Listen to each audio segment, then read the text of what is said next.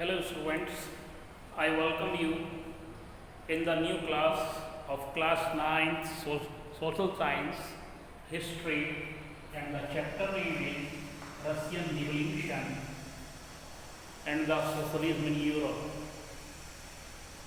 In the previous class, we have studied about the situation after the French Revolution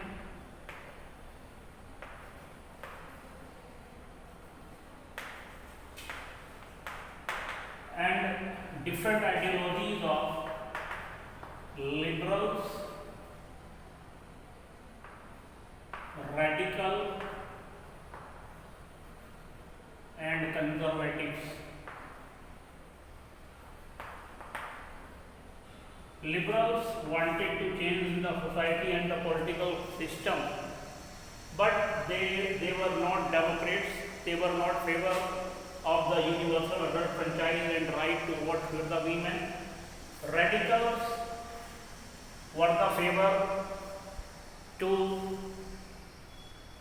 women voting rights, and conservative were not favor in the change in the 18th century, but in the 19th century they were agreed for changes, but they wanted to slow process of change.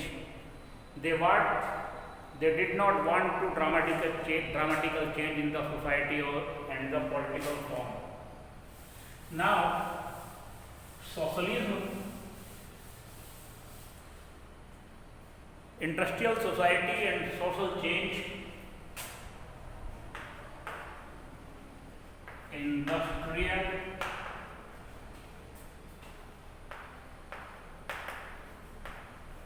society and social change.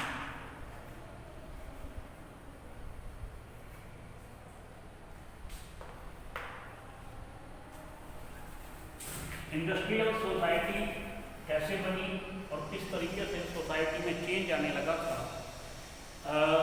What were the situations of the Russian society before the time of the revolution? It was the time of social and economical change. Social and economic change आने लगे थे. रसिया में new cities बनने लगे थे, new cities develop होने लगे थे. वाई? बिकॉज इंडस्ट्री सेटअप होने लगी थी. रसिया में इंडस्ट्री लगने लगी थी, तो जहाँ पे क्योंकि इंडस्ट्रियलाइजेशन होने लगा था, फैक्ट्री आ गई थी और सिटीज़ का डेवलप होते हैं इंडस्ट्री की वजह से. क्यों? क्योंकि वर्कर्स यहाँ पे काम करने के लिए जाते हैं और वो वहीं पे अपना रेजिडेंस बना लेते हैं, उनको दूसरी फैसिलिटी चाहिए होती हैं. तो इंडस्ट्री के लगने से कहीं भी धीरे धीरे जो सिटीज़ हैं वो डेवलप हो जाते हैं.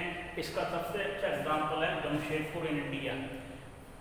जब जमशेदजी टाटा ने आयरन स्टील प्लांट लगाया था 1906 में, तो वहाँ पर that was the only forest area, लेकिन वहाँ पे फैक्ट्री लगी, आयरन स्टील प्लांट लगा और धीरे धीरे वहाँ पे शहर डेवलप हो गया, जो बाद में अब जो है जमशेदपुर के नाम से जाना जाता है. इसी तरीके से जब इंडस्ट्रियलाइजेशन हुआ और इंडस्ट्री लगने लगी तो नए शहर डेवलप होने लगे. रेलवेज एक्सपेंड किया जाने लगा. Railway line new railway line बिछाई जाने लगी एंड इंडस्ट्रियल रिवॉल्यूशन आया रसिया में.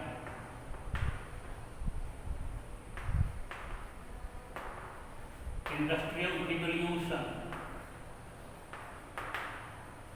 Industrial revolution means set up a large scale industry for making the finished goods that consumer can use. Then industrialisation हुआ, और इंडस्ट्रियलाइजेशन हुआ, इंडस्ट्री सेटअप होने लगी, तो उससे क्या हुआ, जो मैन, वीमेन और चिल्ड्रन थे वो काम की तलाश में कहाँ जाने लगे, इंडस्ट्री में जाने लगे। मैन, वीमेन एंड चिल्ड्रन, ये लोग काम के लिए इंडस्ट्रियल एरियाज में जाने लगे, काम की तलाश में, वहाँ पे काम करने लगे। तो जो इंडस्ट्री थी उन दिनों में जो वर्किंग आवर्स थे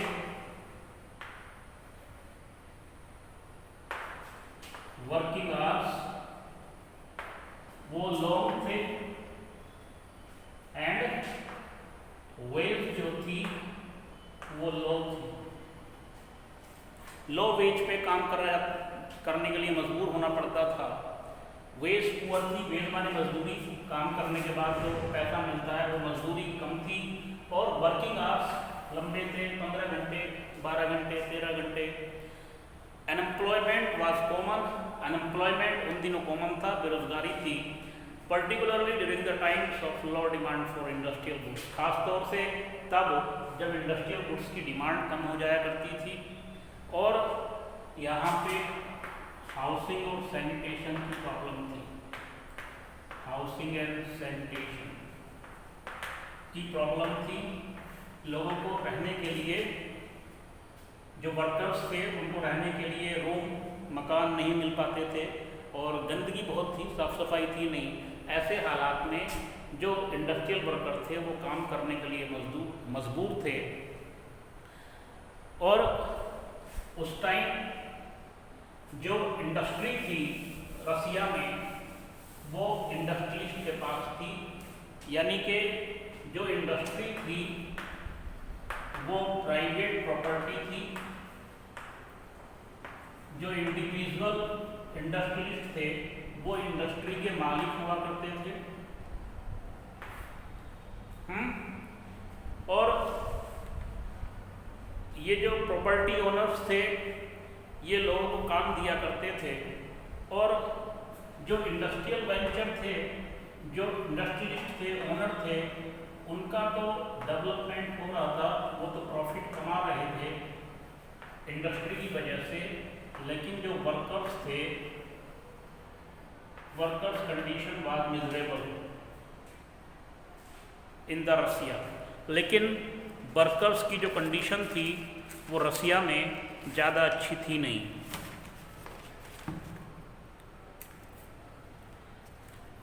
इसमें कुछ जो नेशनलिस्ट और लिबरल और रेडिकल्स लोग थे वो रिवॉल्यूशन चाहते थे। नेशनलिस्ट,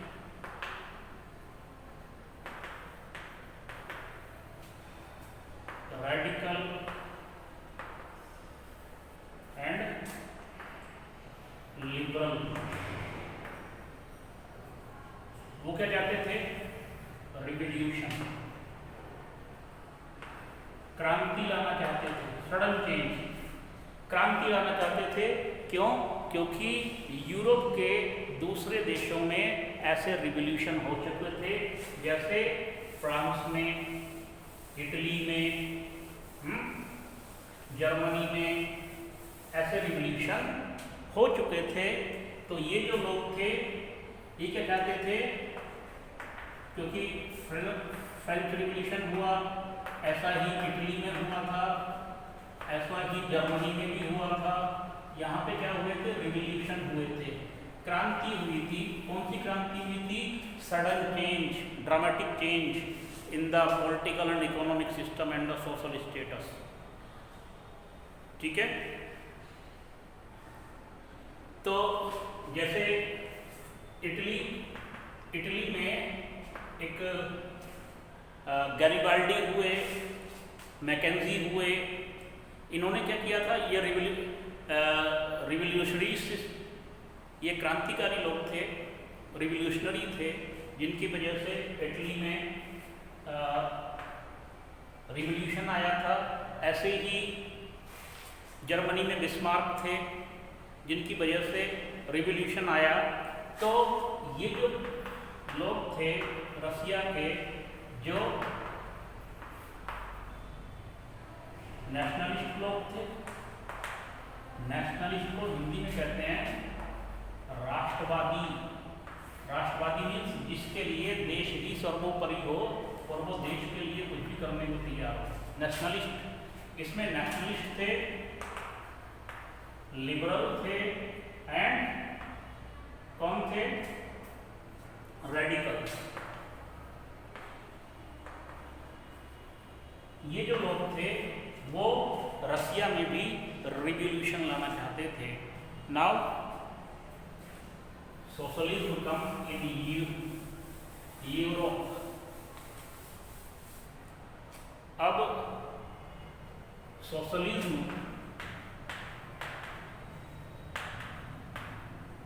आ गया था यूरोप में।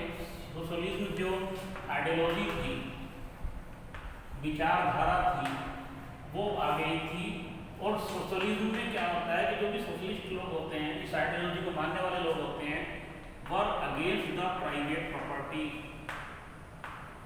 ये लोग क्या होते हैं, प्राइवेट प्रॉपर्टी के खिलाफ होते हैं। इनका ये मानना होता है कि समाज में जो भी बीमारियां हैं, समाज में जो भी बुराइयां हैं, वो प्राइवेट प्रॉपर्टी की वजह से हैं।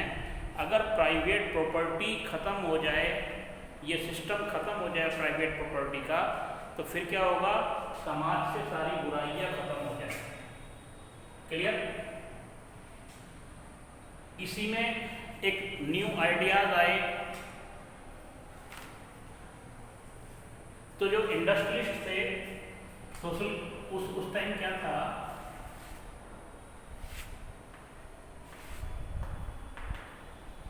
जो इंडस्ट्रियलिस्ट थे उनके पास अपनी प्रॉपर्टी थी। ये इंडस्ट्री के मालिक थे। ये लोग वर्कर को काम देते थे, तो ये तो प्रॉफिट कमाते थे।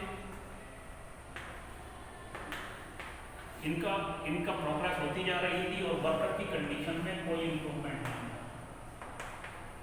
तो इनका क्या मानना था कि वर्कर जिसकी वजह से इंडस्ट्रियलिस्ट प्रॉफिट कमाते हैं, वर्कर का तो कोई फायदा नहीं होता, इंडस्ट्रियलिस्ट ही अमीर होते जा रहे हैं और ज़्यादा पैसा कमाते जा रहे हैं और समाज में बुराई बढ़ती जा रही है। इसी में एक नया आइडिया आया था कोऑपरेटिव कम्युनिटी का। ये आइडिया दिया था एक ब्रिटेन के इंडस्ट्रियलिस्ट ने, जिसका नाम था रॉबर्ट ओम।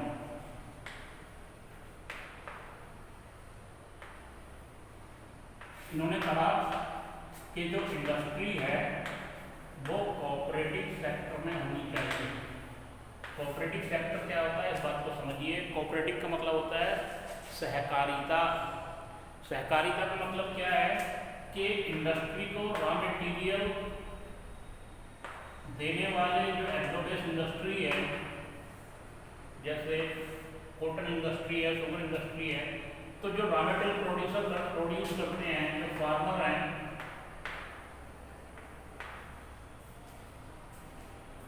उनका और वर्कर का प्रॉफिट में शेयर होना चाहिए। प्रॉफिट में क्या होना चाहिए, शेयर। तो कोऑपरेटिव क्या होता है, जब बहुत सारे लोग मिलकर के इंडस्ट्री चलाएं और उनका जो इंडस्ट्री का जो फैक्ट्री का जो प्रॉफिट है वो वर्कर्स में क्या हो जाए, डिवाइड हो जाए। ये था कोऑपरेटिव। अब देखिए कार्ल मार्क्स।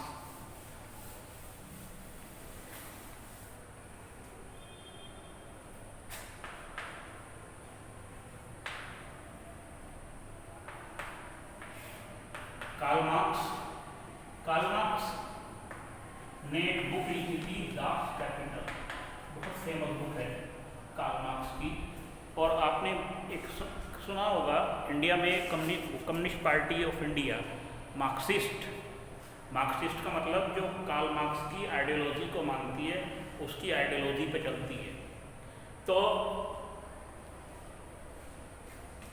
कार्ल मार्क्स ने क्या कहा कि जो इंडस्ट्रियल सोसाइटी है,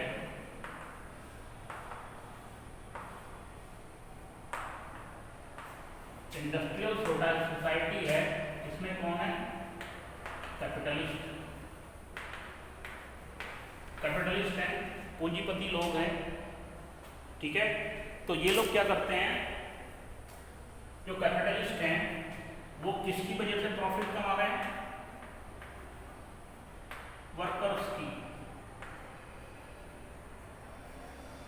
और वर्कर्स की कंडीशन बहुत खराब है, उनके वर्किंग आवर्स ज़्यादा हैं, उनकी जो मजदूरी है, सैलरी है वो बहुत कम है, उनको हाउसिंग और सैनिटेशन की प्रॉब्लम है, उनको ना तो रहने के लिए ठीक से घर मिलते हैं, गंदी बस्ती में रहने के लिए मजबूर होते हैं। तो क्या करना चाहिए?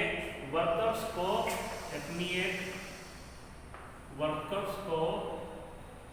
अपनी एक एसोसिएशन बनानी चाहिए जो कैपिटलिस्ट के अगेंस्ट हों, और वो अपने लिए बेहतर सुविधाएं, काम के घंटे कम किए जाएं, उनको अच्छे जो वर्किंग कंडीशन है वो दिए जाएं, और उनकी जो सैलरी है वो बढ़ाई जाए, ठीक है। एक ऐसी सोसाइटी बनानी चाहिए जो एक फ्यूचर की कम्युनिस्ट सोसाइटी हो। यहीं से एक नया आइडिया आया, यही सोशलिज्म बाद में क्या बन गया? कम्युनिस्ट। इस सोशलिज्म आइडियोलॉजी को जो मानने वाले लोग थे, या जो आज भी लोग हैं, रसिया और चाइना में आज भी कम्युनिस्ट पार्टीज हैं, वो इसी सोशलिज्म वाली आइडियोलॉजी को मानते हैं। इस तरीके से जो रसिया की सोसाइटी थी उसमें प्रॉब्लम्स खड़े हो गए थे, क्योंकि नई इंडस्ट्री लग रही थी, महिलाएं, बच्चे, मैन, वीमेन एंड चिल्ड्रन वहाँ पे काम के लिए आ रहे थे। उनको बेरोजगारी बहुत ज़्यादा थी, काम मिलता था लेकिन वर्किंग आवर्स बहुत लंबे थे, 12 घंटे 13 घंटे एक दिन में काम करना पड़ता था, सैलरी बहुत कम थी, उनके लिए हाउसिंग फैसिलिटीज़ नहीं थी, बड़े बुरी हालत में वो लोग रहने के लिए मजबूर होते थे। ऐसे में क्योंकि रसिया में इंडस्ट्रियलाइजेशन हो गया था, वहाँ पे फैक्ट्री लग गई थी, ऐसे में वहाँ पे नए आइडियाज़ आए, जो आइडियाज़ थे सोशलिज्म के। सोशलिज्म में ये कहा गया कि सोशलिज्म जो सोसाइटी में जो भी बुराई है वो प्राइवेट प्रॉपर्टी की वजह से है। जितने भी सोशलिस्ट होते हैं वो प्राइवेट प्रॉपर्टी के अगेंस्ट होते हैं। उनका ये मानना है कि किसी इंडिविजुअल के पास प्रॉपर्टी नहीं होनी चाहिए, और इसमें कार्ल मार्क्स का जो आइडियोलॉजी थी वो आई। कार्ल मार्क्स ने ये कहा कि जो कैपिटलिस्ट हैं, जो प्रॉफिट कमा रहे हैं, जो दिन ब दिन उनका प्रॉफिट बढ़ता जा रहा है, वो किसकी वजह से? वर्कर्स की वजह से, क्योंकि वर्कर्स उसको प्रोडक्टिव बनाते हैं, वर्कर्स की वजह से इंडस्ट्री और फैक्ट्री चलती हैं। और फ़ायदा किसको होता है? प्रॉफिट किसको मिलता है? केवल इंडस्ट्रियलिस्ट को, पूंजीपति को, और वर्कर्स का कोई भला नहीं हो रहा है। तो कार्ल मार्क्स ने ये कहा कि एक ऐसी सोसाइटी वर्कर्स को बनानी चाहिए जिसमें वर्कर्स के लिए बेहतर सुविधाएं हों, उनकी जो वर्किंग कंडीशन है वो अच्छी हों, उनके जो वर्किंग आवर्स हैं वो फिक्स हों, और सैलरी उनकी बढ़ाई जाए। यहाँ तक कि जो फैक्ट्री का प्रॉफिट है उसमें वर्कर को शेयर दिया जाए। इसमें वीडियो में यहीं तक बात बताता हूँ। Next remaining part of this chapter in the next video. Thank you.